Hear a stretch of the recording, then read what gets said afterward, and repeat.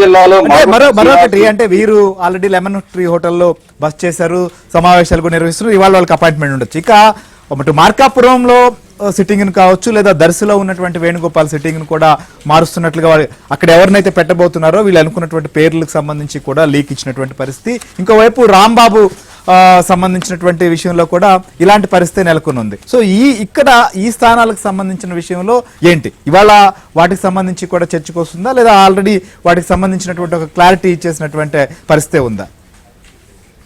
ఉమ్మడి ప్రకాశం జిల్లాలో 12 నియోజకవర్గాలు ఉంటే 12 నియోజకవర్గాలు ఇప్పటికే 4 నియోజకవర్గాల్లో సమన్వయకర్తల్ని మార్చిన పరిస్థితి.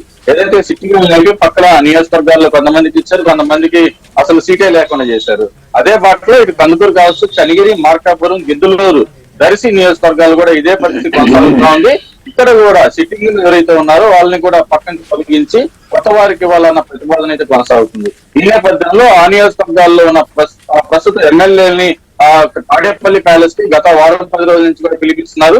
ఒక్కొక్కరిగా మాట్లాడుతున్నారు. ఇప్పుడు కొత్త వారిని కేటాయిస్తే అక్కడ ఉన్న పరిస్థితులకు అనుగుణంగా మీరు వాళ్ళకి సహాయం చేస్తే రాబోయే ఎన్నికల్లో వాళ్ళకి గెలుపు తర్వాత మీకు మంచి పదవులు ఇస్తామని చెప్పని వాళ్ళని బుద్ధిగిస్తున్న పరిస్థితి ప్రధానంగా కనపడుతుంది. ఇప్పటికే 4 నియోజకవర్గాలు మార్చారు. ఇంకా 6 నియోజకవర్గాల్లో మార్పులు చేర్పులు ఉంటాయని చెప్పని కూడా వైసీపీ నాయకులు ఇటు సంకేతాలు ఇస్తున్న పరిస్థితి. ఈ నేపథ్యంలోనే అసలు ఎవరికి టికెట్ దొరుకుతుంది, ఎవరికి టికెట్ దొరకదు అన్న టెన్షన్ లో అయితే సిట్టింగ్ ఎమ్మెల్యేలు ఉన్నారు. దీంతో పాటుగా ఏదైతే గతంలో సిట్టింగ్ సీట్లు వదులుకున్న కొంతమందికి ఈసారి అవకాశం ఇవ్వాలని చెప్పని చెప్తున్నారు. ఇదే నేపథ్యంలో ఇటు మార్కాపురంలో జంకే వెంకటరెడ్డికి సీట్ ఇవ్వాలని చెప్పని కూడా ఖరారు చేసినట్టుగా తెలుస్తుంది.